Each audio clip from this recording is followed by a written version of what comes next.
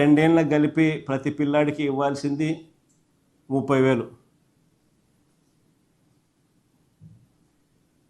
ఇచ్చింది ఎంత అంటే కొందరికి 8,000, కొందరికి 9,000, కొందరికి ఎగరగొట్టడం, కొందరికి 10,000, కొందరికి 13,000. ఇది జరిగింది. ఇది మోసం కాదని అడుగుతాను.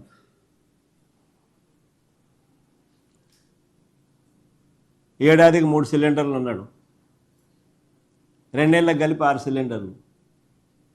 ఇచ్చింది ఎంత అంటే 2 సిలిండర్లు, అది కూడా అందరికీ ఇవ్వాలి.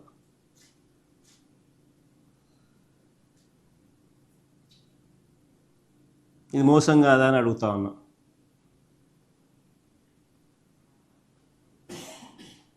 ఉచిత బస్సు ప్రయాణం అంటాడు, ఎక్కడికైనా పోవచ్చు, ఏ బస్సు అయినా ఎక్కొచ్చు అన్నాడు ఎన్నికలప్పుడు.